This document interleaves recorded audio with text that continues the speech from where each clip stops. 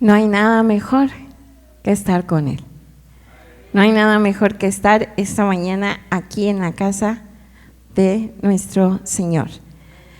Y Dios es maravilloso.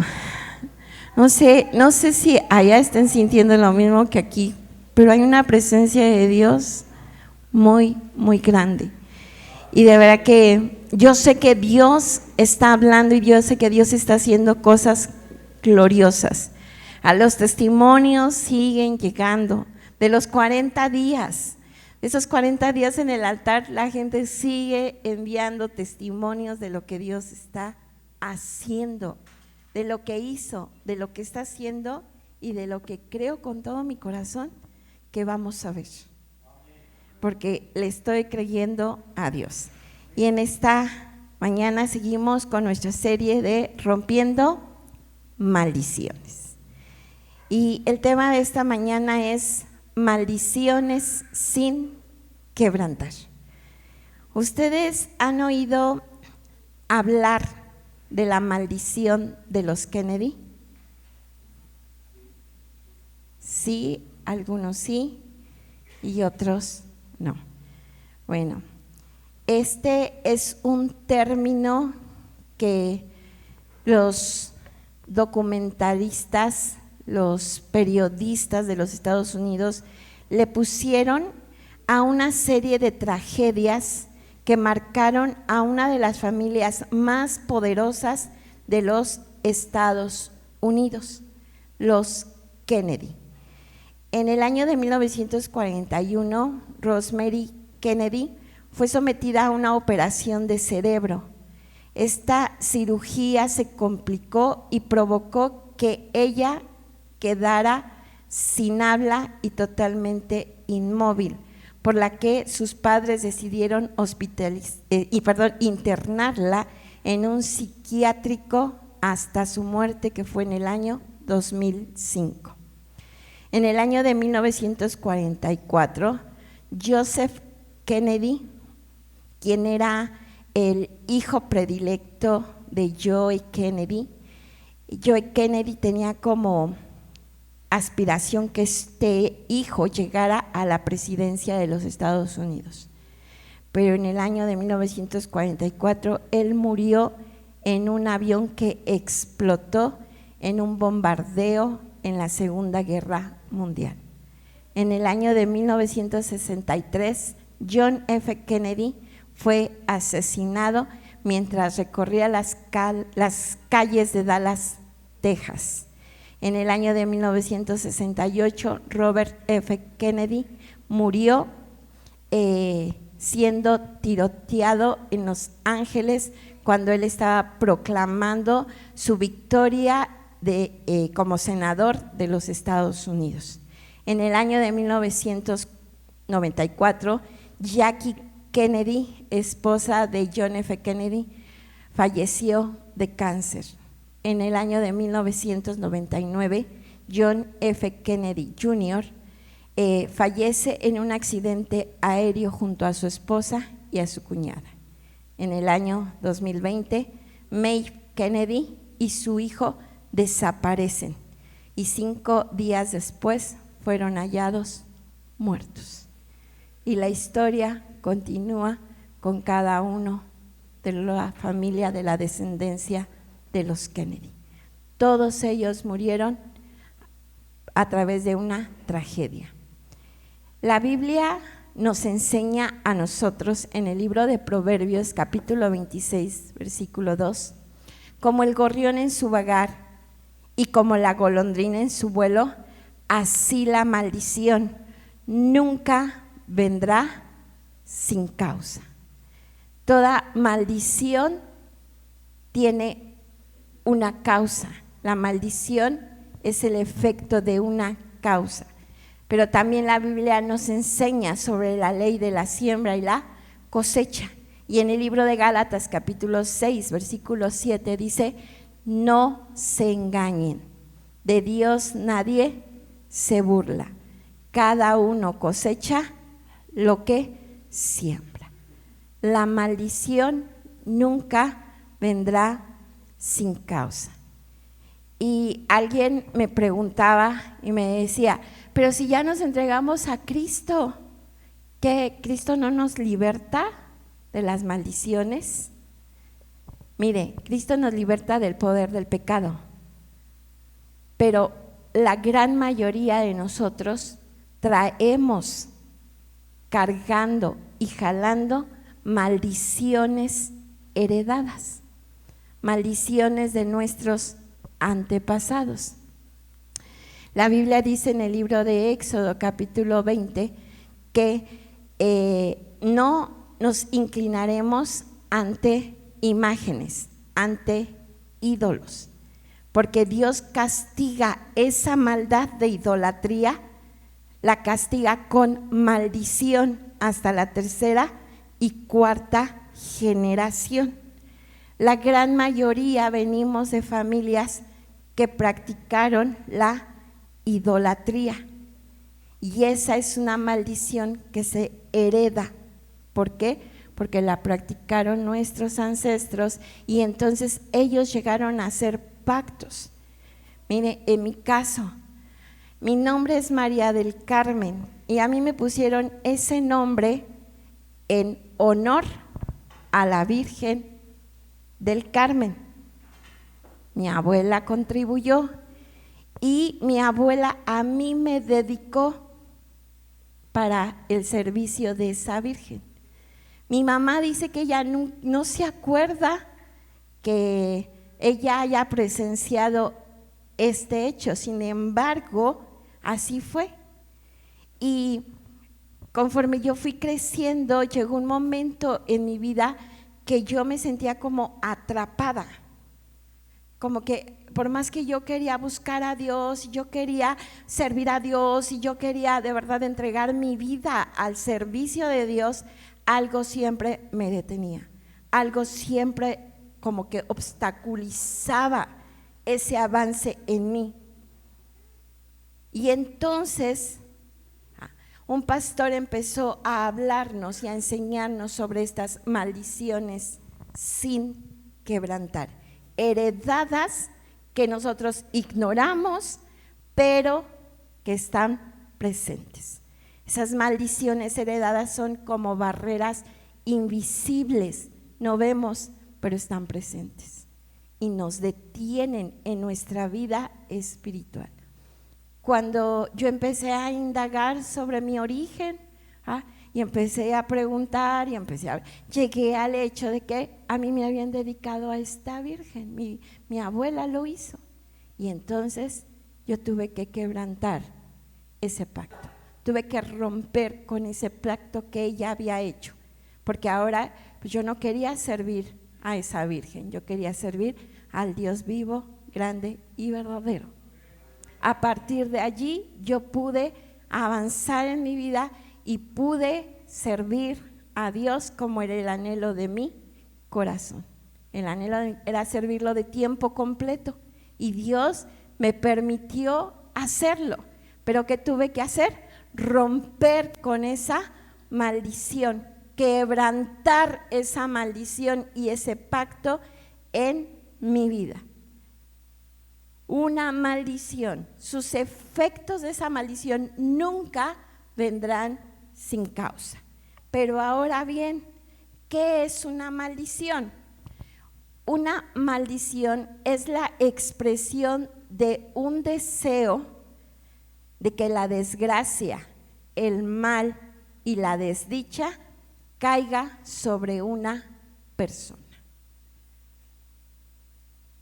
Y a través de nuestra historia, nosotros conocemos gente que nos ama y aprecia, pero también llegamos a conocer gente que no nos desea el bien y que las maldiciones llegan a ser muy sutiles, casi en momentos imperceptibles. No nos damos cuenta de lo que nos dicen. Mi mamá tenía mucho en su vocabulario una palabra: jorobada. Y ella me decía: ay, María del Carmen, estás bien jorobada.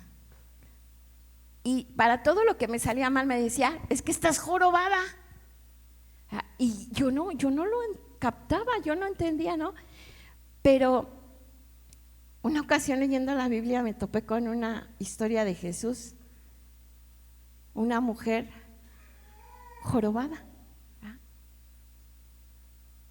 ¿Cómo camina una persona jorobada?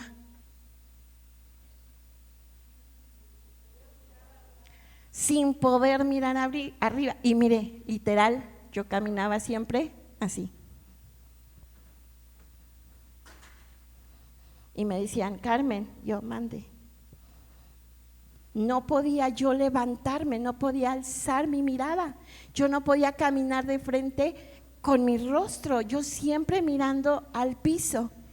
Y ¿sabe? Cuando yo llegué a esa historia de la Biblia y yo encontré que Jesús dijo, ella es hija de Abraham y por lo tanto no tiene que vivir de esa manera. ¿Y qué hizo Jesús? La sanó y la liberó. Y entonces ese día le dije, ese día leyendo, Dios trajo a mi memoria las palabras de mi mamá. Estás bien jorobada. Y yo dije, oh, sí estoy bien jorobada. Física, espiritual, emocional y económicamente estaba jorobada. Y yo le dije a Jesús, ¿sabes? Yo también soy hija de Abraham, pero no solo de Abraham, yo soy hija del Dios grande y bueno. Así que en esta hora di la palabra para que yo sea sana y sea libre de esa joroba. ¿Y qué hizo? Me oyó y me sanó y me libertó. Mire, una palabra tan sencilla como estás bien jorobada, ¿no? Estás bien fregada. Y cuando le decimos, estás bien fregado, ¿qué le estamos diciendo? Te va a ir bien, lo mejor para ti, bendiciones. No, estamos hablando en contra del bienestar de esa persona. ¿Y los más cercanos quiénes son? Los esposos, los hijos, ¿no? Y esas son maldiciones heredadas, porque las palabras tienen poder de dar vida, de dar muerte. La maldición viene de las palabras. Y en el hebreo la palabra maldición es kalal, que significa juramento. Y esta palabra se refiere a la ejecución de una palabra pronunciada en tu contra. Así que una maldición jamás se traerá bien. Y a lo largo de nuestra historia recibimos muchas palabras, principalmente de los padres que no tienen el temor de Dios, y que muchos de nosotros venimos de allá, de padres que no tuvieron temor de Dios y que nunca se fijaron en las palabras que pronunciaban hacia nosotros. No, nunca te sale nada bien, ni te saldrá. ¿Qué te está dando allí? Una maldición. Entonces, las maldiciones son juramentos. Ahora, esta misma palabra, kalal, significa insignificante. Las maldiciones tienen el poder de hacernos sentir insignificantes. y aunque trabajamos y aunque amamos y aunque estamos presentes muy dentro de nosotras, muchas veces sentimos que no es suficiente, no estamos haciendo lo correcto. Nos sentimos menos que. La maldición es ese deseo vivo que se dirige contra una persona. ¿Y qué hace esa maldición? Número 1, paralizarla. Las personas que reciben maldiciones quedan paralizadas.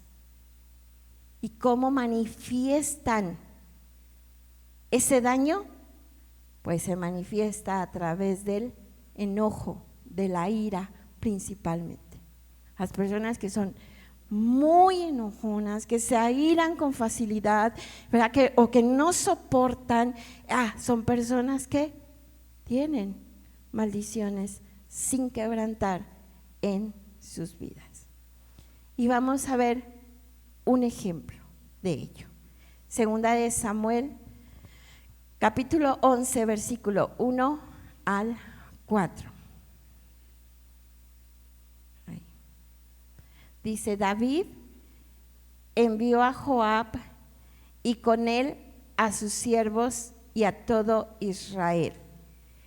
David los envió a la guerra y destruyeron a los amonitas y sitiaron a Rabá. Pero David se quedó, ¿en dónde? Y sucedió un día, al caer la tarde, que se levantó David de su lecho y se paseaba sobre el terrado de la casa real. Y vio desde el terrado a una mujer que se estaba bañando, la cual era muy hermosa. Envió David a preguntar por aquella mujer y le dijeron: aquella es Betsabé, hija de Eliam, mujer de Urías heteo. Y envió David mensajeros y la tomó y vino a él y él durmió con ella. Luego ella se purificó de su inmundicia, y se volvió a su casa. Aquí estamos encontrando la historia del rey David, la historia de un hombre, pero también la historia de una familia. El pecado siempre deja consecuencias. ¿Y cuáles fueron las consecuencias de este acto de David? ¿Cuáles fueron las consecuencias de esta decisión de David de no ir a la guerra, sino de quedarse en su casa? Vayan a trabajar todos y yo aquí me quedo. ¿Cuáles fueron las consecuencias de esa decisión? Número 1, un embarazo no deseado. ¿Por qué? Porque Betsabé queda embarazada y el detalle estaba en que su esposo no estaba en casa. Su esposo llevaba meses en la guerra. Y ahora, ¿cómo iba a explicar la situación que sin marido estaba embarazada? Y entonces va y le manda mensaje a David: David, pues estoy embarazada. Y David, como buen hombre, empezó a pensar: ¿qué hacemos? Bueno, manden a traer a Urías y llévenlo a su casa y que pase un tiempo con su esposa. Vamos a darle vacaciones al hombre. Bien buen jefe, David. Y entonces traen a Urías. Pero Urías, sabiendo la responsabilidad que él tenía, no se fue a su casa, se quedó a las puertas del palacio. Y David se asoma y dice: ¿qué está haciendo aquí?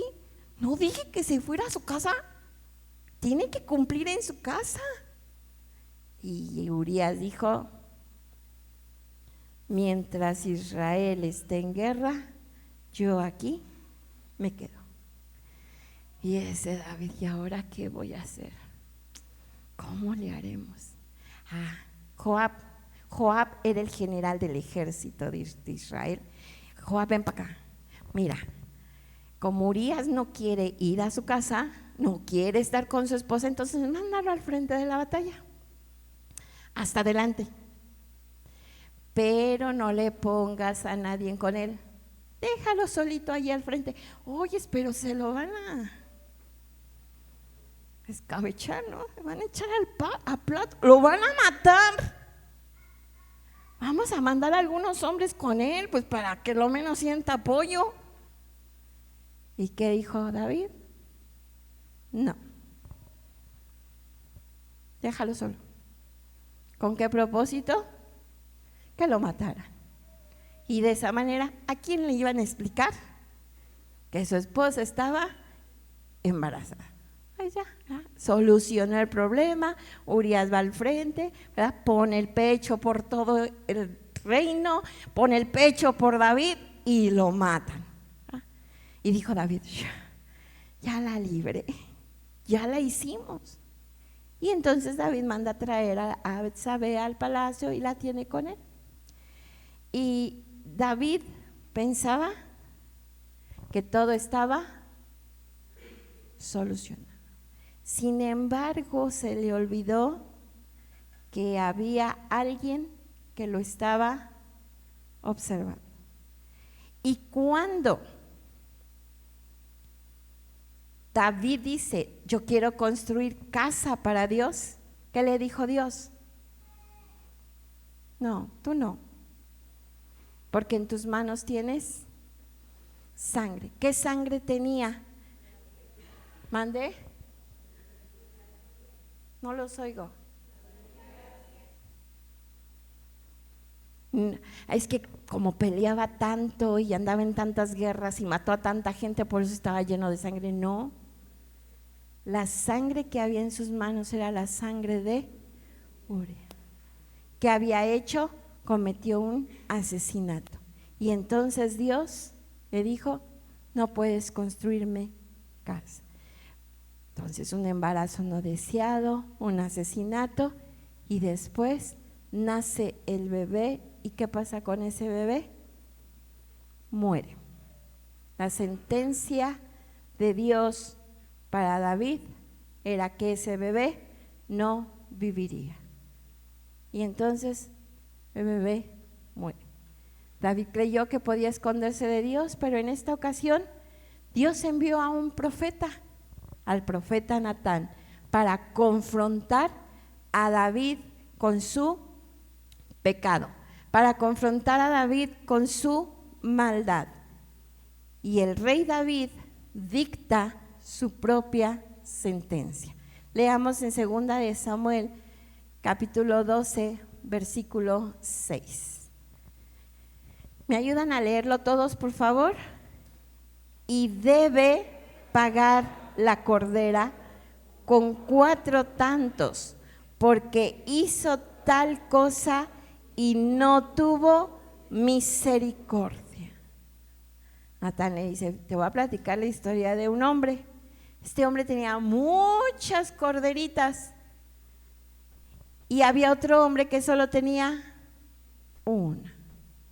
Y el que tenía muchas le robó la corderita y luego lo mató. ¿Qué merece tal hombre, David? Que pague. No se va a quedar impune esa maldad, que pague la cordera y la va a pagar con 4 tantos. O sea, no una corderita, sino ¿cuántas? 4 corderitas va a devolver, porque hizo tal cosa. ¿Y qué pasó con David? No tuvo misericordia. Bien dicho, David, porque ese hombre eres tú y no va a haber misericordia. 4 tantos deberás pagar. ¿Cuáles fueron los tantos que tuvo que pagar David? 2 de Samuel 12:14. Dice, mas por cuanto con este asunto hiciste blasfemar a los enemigos de Jehová, el hijo que te ha nacido ciertamente morirá. El primer tanto que David tuvo que pagar fue la muerte de su propio hijo. Segundo tanto, segundo de Samuel 13:14. Mas él no la quiso oír, sino que pudiendo más que ella, la forzó y se acostó con ella. El segundo tanto que David pagó fue que Amnón, su hijo, abusara sexualmente de su propia hermana. Tuvieron que enfrentar el dolor de una violación, de un abuso. Tercer tanto, segundo de Samuel 13:28. Y Absalón había dado orden a sus criados diciendo: os ruego que miréis cuando el corazón de Amnón esté alegre por el vino. Y al decir yo: herid a Amnón, entonces matadle. El tercer tanto, Absalón era hermano directo de Tamar, la hija de David. Amnón era medio hermano. Cuando Absalón se da cuenta que su hermana fue abusada, que fue violada, entonces él hace una fiesta para todos sus hermanos y los manda a convocar y le pide a David su padre que por favor le diga a todos los hijos que vengan a esta fiesta. Pero el principal de ellos, el invitado de honor, sería Amnón. Entonces todos los hermanos, todos los hijos de David vinieron a esta fiesta. Y cuando Amnón estaba totalmente alegre por el vino, ¿qué hizo Absalón? Dio la orden de matarlo. Y los criados mataron a Amnón ese día. Así que David enfrentó la muerte de su bebé, enfrentó la violación de su hija y ahora tiene que enfrentar la muerte de otro de sus hijos. Ahora el cuarto tanto, segundo de Samuel 16:22. Entonces pusieron para Absalón una tienda sobre el terrado, y se llegó Absalón a las concubinas de su padre ante los ojos de todo Israel.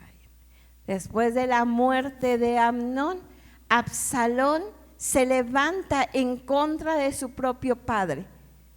Absalón hace un ejército y se autoproclama rey de Israel y va en contra de su padre y le dicen: viene Absalón y te va a matar David y va a matar a todos los que aquí estén. Entonces David huye del palacio, lleva a sus principales esposas y deja a todas las concubinas y huye. ¿Y qué hizo Absalón? Abusa sexualmente de todas las concubinas de su padre. El hacer esto era una gran vergüenza para Israel, y más siendo el rey David. Y Absalón nunca midió los daños que estaba haciendo.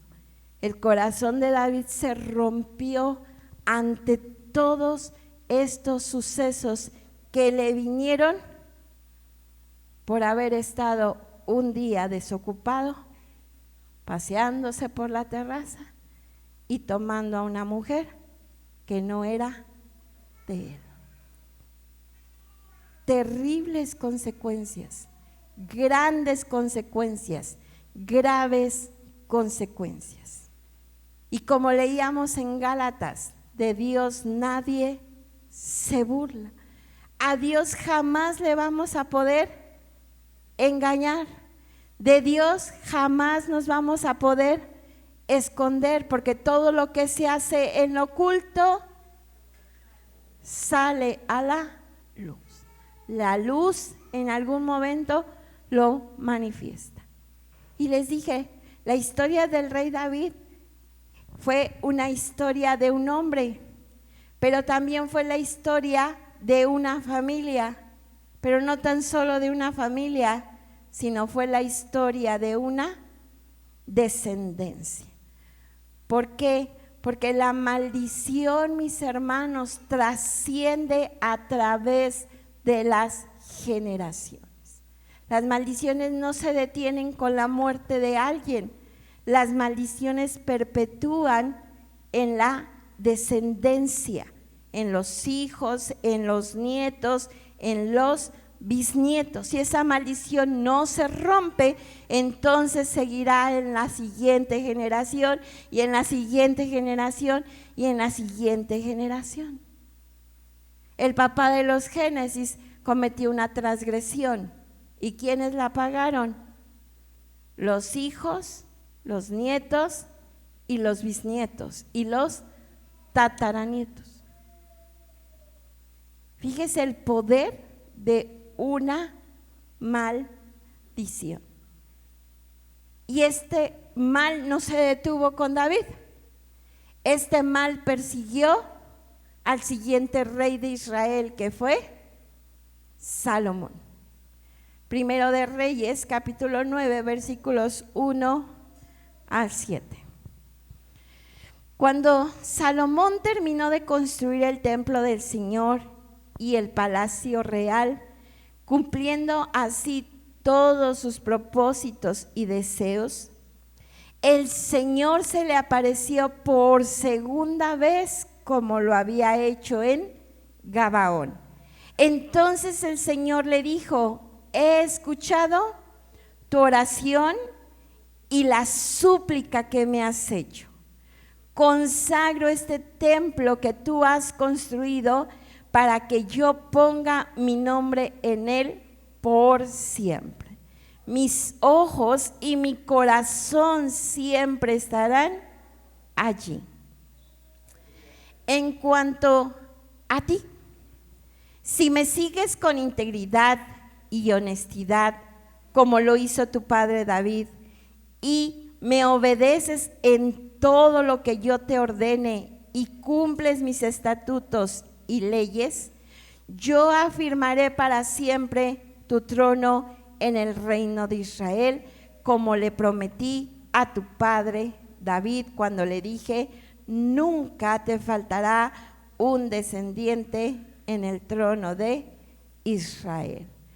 Pero si ustedes o sus hijos dejan de cumplir los mandamientos y estatutos que les he dado y se apartan de mí para servir y adorar a otros dioses, yo arrancaré a Israel de la tierra que le he dado y repudiaré el templo que he consagrado en honor de mi nombre.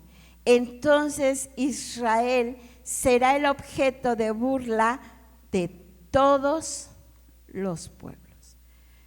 ¿Qué órdenes recibió Salomón de parte de Dios? La primera orden le dijo que tenía que seguirle con integridad y honestidad. No podía ser medio rey o medio obediente, tenía que hacerlo en una integridad total. Número 2, le dijo: tienes que obedecerme en todo. En todo. ¿Ustedes han obedecido a Dios en todo? Piénsenlo. Tercera orden: no dejar de cumplir con los mandamientos. Él tenía, ¿verdad?, que hacerlo día a día. Así les estaba establecido, no solo al pueblo, sino al rey principalmente. Cuarta orden: no apartarse de Dios. Y la siguiente orden es no servir ni adorar a otros dioses. Sin embargo, Salomón no siguió las instrucciones de Dios. Y el pecado marcó la vida de este rey. El pecado marcó la vida de este hombre. El mayor de los reinos de la tierra comenzó a tambalearse ante la debilidad de un hombre, porque Dios le dijo que él no debía de casarse con mujeres extranjeras. ¿Ustedes les han dado una orden a sus hijos? No quiero. ¿Y qué hacen los hijos? ¿A poco los de ustedes sí son bien obedientes? Ahí van, ¿sí o no, Liz? Ahí van, ¿verdad?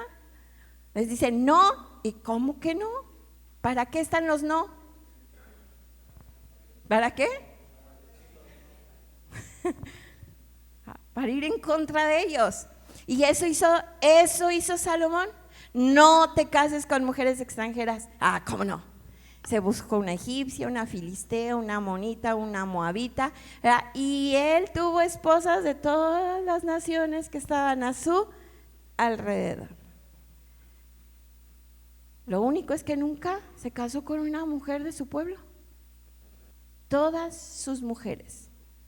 Él tuvo 1000 mujeres, 700 esposas y 300 concubinas. Y a todas las tenía viviendo con él. Y a todas las mantenía. Pero no solo eso, mis hermanos. A todas les levantó un altarcito. A las cananeas les puso su altar para Astoret. A las amonitas les puso su altar para Milcoma. A las moabitas les puso su altar para Quemos. A las fenicias les puso su altar para Moloc. ¿Y qué cree que hacía Salomón? Tan buen esposo, ¿verdad? Muchas de nosotras quisiéramos un hombre así. A todas las acompañaba a ofrecer sacrificio. Nunca las dejaba solas.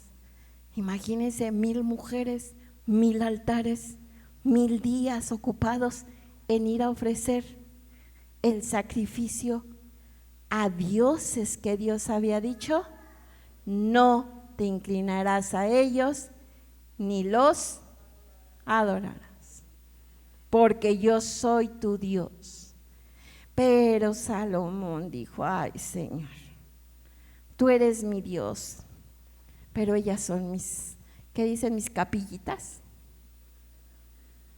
Oh, Señor, dura prueba me pones cada día. Y estas mujeres jamás se convirtieron a Dios. ¿Por qué? Porque Salomón no, mire, fue un hombre sabio, pero a este hombre le faltó inteligencia. Salomón fue un hombre sabio, pero nunca fue inteligente. Y los hombres necesitan ser sabios, pero más inteligentes. Porque las mujeres somos bien vivas, sabemos cómo hablar. Y mire quién lo está diciendo. Mire, varón, quién está hablando. Y las mujeres sabemos hablar. Y las mujeres sabemos convencer. Y si los convencemos para buscar a Dios, ya ganamos. Pero si los convencemos para lo contrario, ya perdimos.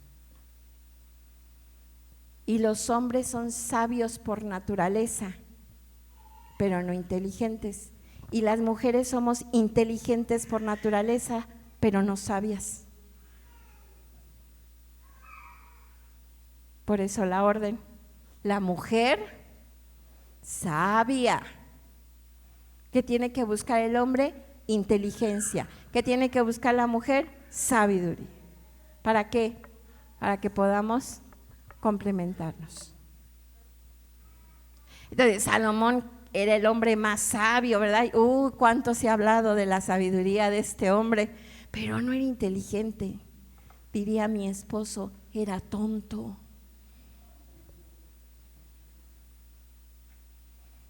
Mil altares, cuando Dios le había dicho no.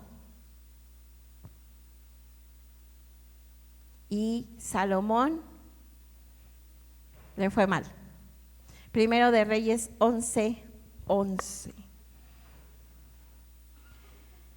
A causa de la desobediencia de Salomón, vino maldición sobre sus hijos.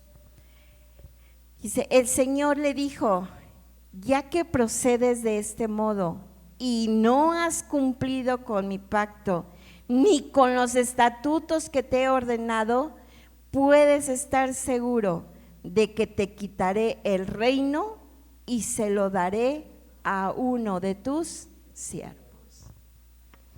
Y esta palabra se cumplió. Dios le quita el trono a su hijo Roboam y se lo entrega a un siervo llamado Jeroboam. Y si ustedes leen el libro de los reyes y el libro de las crónicas, ustedes van a leer todo lo que hicieron los descendientes de Salomón. Todas las consecuencias que vienen por la desobediencia y la obstinación del corazón. Dice la Biblia que la necedad está cosida a nuestro corazón. ¿Qué tengo que hacer? Romper en mi vida con la necedad. No, nadie me entiende. No vayas, no hagas, no compres. Es mi dinero, yo hago lo que quiero, ¿no? Es mi vida, y yo decido. Y yo, la obstinación de nuestro corazón. Y esto mismo sigue sucediendo en nuestros días. Esto mismo sigue sucediendo en las familias. Cada día nos encontramos con un mandamiento, cada día nos encontramos con una ordenanza de Dios, cada día nos encontramos con un reto a vencer, con una prueba a vencer, con una tentación a vencer, cada día. Pero ¿qué prevalece más en nosotros? ¿La obediencia o la desobediencia y obstinación? Es necesario que cada uno de nosotros entendamos lo que Dios está hablándonos en estos días, lo que Dios está diciéndonos, enseñándonos, pero sobre todo entender lo que Él quiere hacer. Ciertamente Jesús nos libertó del poder del pecado, pero ahora es nuestra tarea romper con las maldiciones que nos vienen siguiendo y no nos permiten ser bendecidos en la magnitud que Dios tiene diseñado para nosotros. Dios quiere que nosotros realmente aprendamos a vivir en la libertad de Cristo Jesús, a vivir sin maldiciones. Y sabes, no podemos dar lo que no tenemos. No podemos dar bendiciones si no las recibimos. No podemos dar abrazos si jamás nos abrazaron nuestros padres. No podemos ser cariñosos si a nosotros jamás nos voltearon ni a ver. ¿Y sabe qué sucede en muchos hogares hoy en día? Los niños tienen por papá una tablet y por mamá un celular.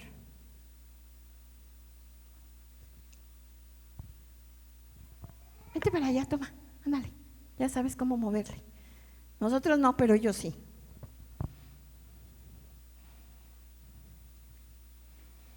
No podemos dar palabras afectivas si nosotros no las recibimos. Es que mi mamá nunca me dijo que me quería. ¿Y tú? Tampoco. Yo no les digo a mis hijos que los quiero. O por el lado opuesto, todo el tiempo estamos besándolos, abrazándolos, encima de ellos, mostrándoles que sí los queremos. ¿Por qué? Porque yo no lo recibí, entonces ahora lo doy de más.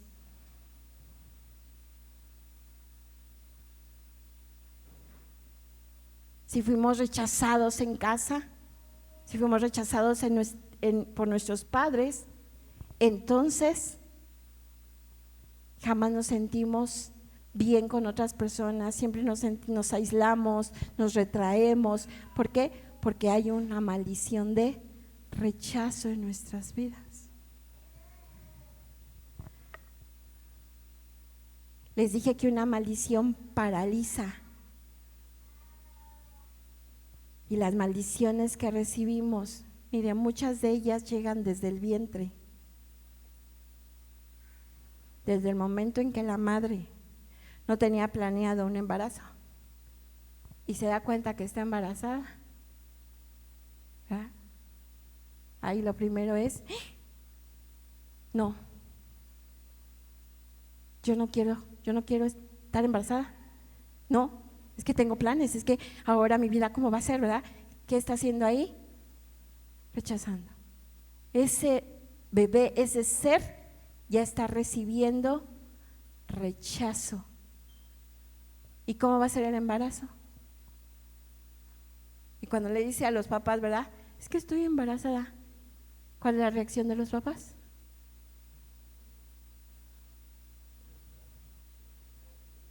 Enojo. Si le va bien y la aceptan así, pues ya la hizo, pero si no, agarra tus cosas y órale.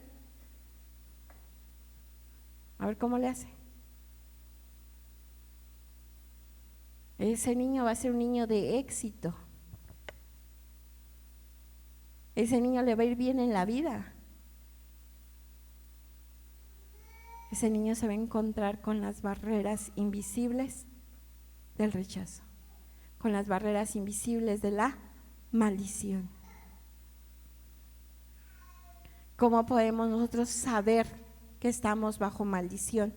Cuando vivimos constantemente como en un túnel sin luz. Todo se nos dificulta, todo se nos hace negro, todo se nos hace imposible, todo se nos hace que constantemente enfrentamos el miedo. Estamos luchando contra el miedo. El no puedo, estoy solo, es que, ¿y ahora cómo le hago? Siempre hay como una sombra en nuestra vida. Viviendo en túneles constantes de enfermedad, en túneles constantes de deudas, en túneles constantes, siempre en dificultades, siempre en dificultades. Es que dice la Biblia que tenemos que pasar por diversas pruebas, ¿no?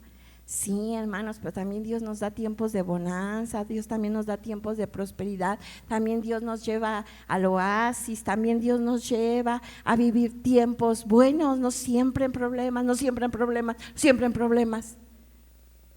O sea, como que instalamos nuestra casa en un valle y ahí nos quedamos. El estar viviendo constantemente en un abismo de desesperación. Hoy qué común es oír que la gente tiene ansiedad, estrés, desesperación y depresión. Y ya están catalogadas como enfermedades comunes. No se alarmen. Y es común que la gente así viva. Vamos a recetarles clonazepam. ¿Qué hace el clonazepam? Drogarte. Te mantiene bien quieto. Oye, ¿sí cómo vas con la ansiedad? No, ya no tengo, me la paso dormido todo el día. ¿No? Sí. ¿Pero tú crees que Dios te quiera allí? ¿Tú crees que Dios realmente anhela que tú te la pases todo el tiempo así de estresado, con el nervio a vivo, y que te encuentres siempre con esa ansiedad, esa desesperación, que no duermas? No, mi paz te dejo, mi paz te doy. El vivir cometiendo los mismos errores una y otra vez y no entender el porqué. el intentar amar y no lograrlo, el siempre estar deseando el amor en nuestra vida y seguir solos.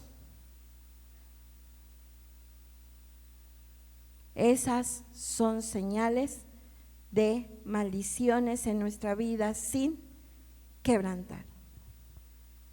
Y son innumerables las familias, los individuos que viven en estas situaciones.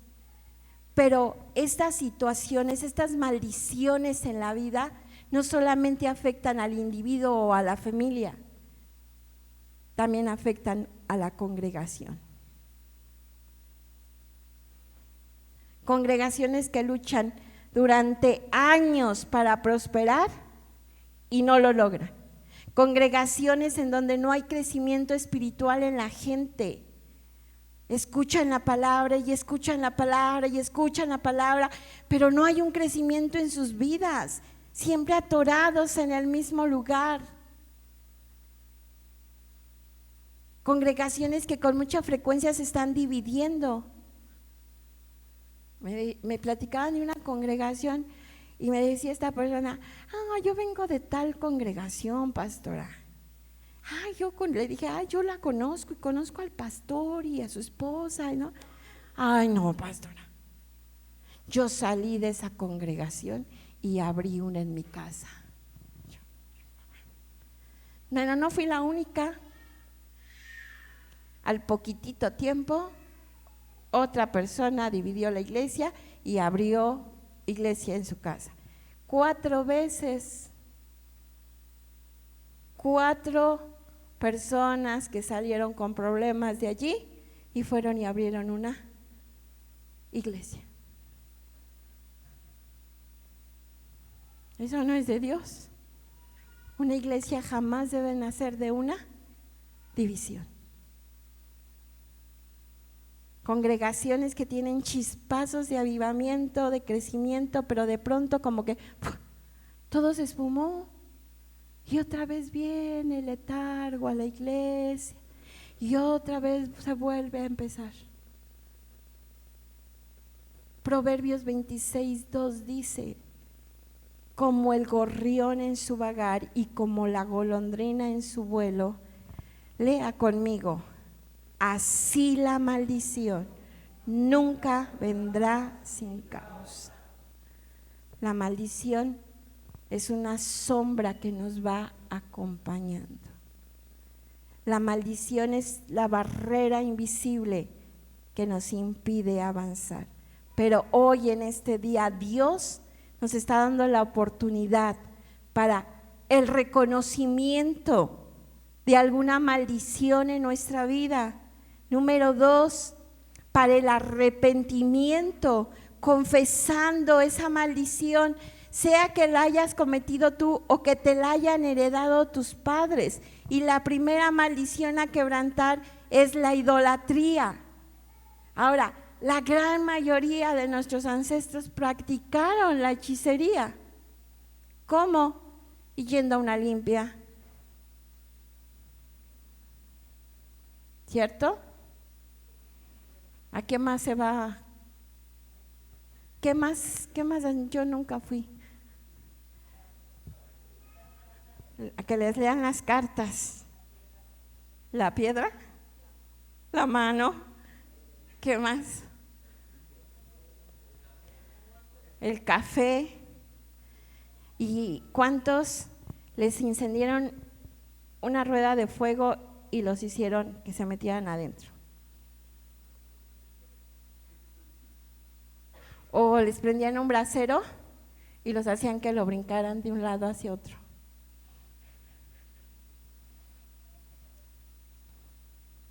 Todas esas prácticas traen maldición, no solo a su vida, sino a sus familias, a sus hijos, a sus nietos, a sus bisnietos y a sus tataranietos. Pero Cristo ya me libertó. Sí, pero tú hiciste esto. Pero tú traes una carga de herencia, enfermedades que vienen desde el ADN. las enfermedades, hipertensión, diabetes, cáncer, y descubrimos como familia las enfermedades de piel. La enfermedad que mi esposo tenía viene de sus ancestros, venía de sus ancestros, desde sus bisabuelos, abuelos, padres, hermanos. Todos sus hermanos descubrimos que tienen una enfermedad de piel. Ahora que ellos vinieron a despedirse de él, empezaron a decir, tienen, ¿cómo se llama la enfermedad de la piel? Que psoriasis es una que le llaman el mal del pinto, del no sé. Todos sus hermanos tienen psoriasis, vitiligo, y no me recuerdo qué otra enfermedad, pero ya no solo los hermanos, sino ahora los hijos, los nietos, los hijos. Y entonces yo les dije a mis hijos, vamos a romper con esa maldición. ¿Por qué? Porque hay brotes de la enfermedad. Después de la muerte de mi esposo, se empezó a manifestar en mis hijos. Entonces les dije, vamos a romper con esa maldición. Esa maldición se quebranta aquí y no la heredan sus hijos. ¿Qué causó esa maldición, esa enfermedad? No la sabemos. Pero se quebranta, se confiesa el pecado de 10 generaciones atrás de nosotros, para que aquí se rompa y aquí establecemos ahora un pacto de bendición para 10 generaciones, para 10 generaciones. Y Jesús dijo, así que conoceréis la verdad y la verdad los hará libres. Cada uno de ustedes es una historia, cada uno. Y como vimos, la maldición trasciende a la familia. Así que hoy vamos a empezar a quebrantar maldiciones. Yo les conozco en parte, sé quiénes son, sé algunas historias, pero no de todos. Pero he clamado toda esta semana al Dios que los formó, los creó y los hizo. El Dios que ha visto su caminar desde el vientre de su madre hasta el día de hoy. Y hoy necesitamos al Espíritu Santo para que Él traiga a nuestra mente qué maldiciones hay en nosotros que tenemos que romper. ¿Cómo? Las reconozco, me arrepiento pidiendo perdón en nombre de mis bisabuelos, abuelos y padres. Y empiezo a confesar. El primero es el pecado de idolatría, el segundo es el pecado de hechicería, si usted lo practicó o lo llevaron, porque muchas veces los padres los llevaban a que los limpiaran con el huevo o que los limpiaran, no sé con qué los limpian, ¿verdad? O que los curaran de espanto, o qué más hacen. Desconozco muchas cosas, ¿verdad? Pero donde hubo invocaciones, ahí tenemos que quebrantar. Entonces, ¿quieren? ¿Están dispuestos? ¿Quieren la verdadera libertad? Que arda el fuego.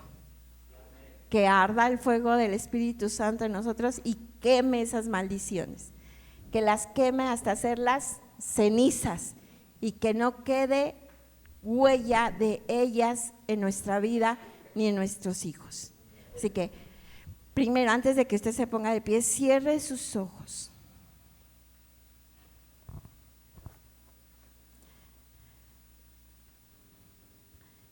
Espíritu Santo, en este momento es tu tiempo, es tu momento. Espíritu Santo, le ruego que por favor usted hoy vaya al inconsciente, al subconsciente de cada uno de mis hermanos, de mis hermanas que están esta mañana aquí en esta casa. Espíritu Santo, usted saque del inconsciente esas maldiciones que los han estado siguiendo, esas maldiciones que han estado como una sombra sobre sus vidas. Saque de su subconsciente esas faltas, esos pecados no confesados.